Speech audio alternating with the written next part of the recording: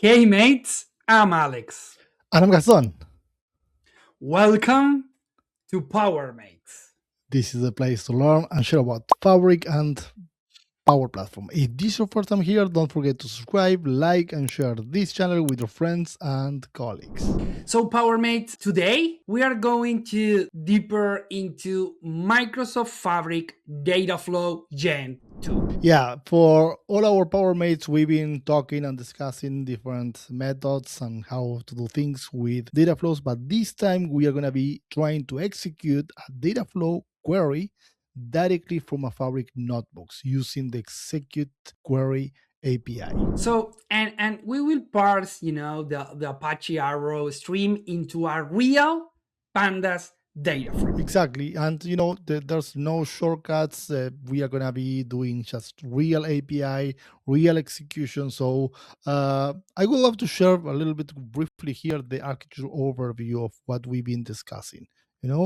This is gonna be a Dataflow Gen2 that contains a query that we are gonna be calling customer sample query. That query is gonna be reading data from our lakehouse.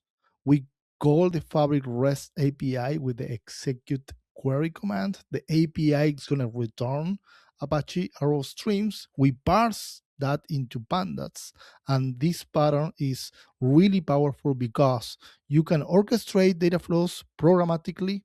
You can integrate everything in a notebook experience. You can build operational pipelines and you can automate refresh and downstream logic. So this is an enterprise automation. And one important detail for this demo, we are going to be using a delegate user authentication. Why? Because Dataflow Gen2 connections are bound to user credential we're using a Lakehouse connector. So if you execute with a service principal without proper credential binding, you will get credentials are required to connect to the lakehouse. So in production recommendation, you can configure service principal with support connectors or use SQL endpoint patterns or manage identity for support as well. So let's walk through the step by step process on this one. So let me switch my screen here and let's go directly to our Fabric experience. So this is again Fabric. You can see all the workloads, data engineer, data factory, data science, and so on. Couple of things that I would love to recall. First of all, is this one. This is our common, pattern data flow Gen2. Remember that you can do multiple transformations, add columns, conditional columns, multiple transformation in terms of formatting, remove, filtering, and so on. In this case, if you check in the right of my screen here, we have all the details of our steps, connecting first of all to our source. This was the lakehouse. Then I navigate within the lakehouse itself. You can see all the lakehouse names in our tenants. Then I navigate to open one of them. Uh, and you can see all the dimensions and all the queries again in the lakehouse. Then I open in the lakehouse, check all the columns. I did some uh, transformation, like removing the top rows. Then I extract the year on one of the columns.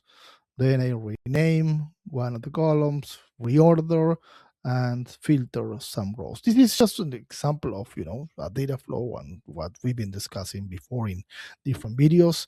And again, I name this as customer sample, and then I run this data flow. Why I'm showing this? Because in our video today, what we are going to be doing is, and I'm going to switch again my screen. This is a notebook. And in the notebook itself, what I would love to share with all of you is what is the process to call the execution of the data flow command directly from here. So you can see here that I'm importing some libraries and then some of the demo parameters, how we acquiring the token, how we connect directly with our tenant, the browser login to get the token up and running, And then this is the important piece over here where we execute the query. So you can see back there that we are sending to the API. The command is here where we execute the query. And then we are sending exactly what is the query that we are executing back there. So in this case, we are sending this and we are parsing the result back here. And then if you check when we run this, of course, is the same result that we get from the data flow screen. So when we execute this, the response is the same table that we are getting in the Dataflow Gen2 that we see before. So basically, with this option and doing this directly from a notebook experience, let's think about the options that we will have. First of all, trigger a data flow execution directly after an event ingestion, validate data before machine learning scoring, or build micro orchestration logics, or create AI agents that dynamically run data flows. This is a pattern that give you an API driven control over Fabric. So this is a really amazing capability. What do you think, Alex? So yeah, so and on top of what are you saying? Like this is not just about writing a query, It's like it's about operationalizing Fabric, because you are talking about REST API, identity, arrow streaming, notebook integration, so all working together. So yeah, that's really cool, really cool. So that's all for today, PowerMate. If this video helped you, hit the like, subscribe, hit the notification bell. It's free and really help to reach others that may want to learn more. So, PowerMate, stay powerful and join us on this journey. Today, let's unlock the full potential of Power Platform and Microsoft Fabric.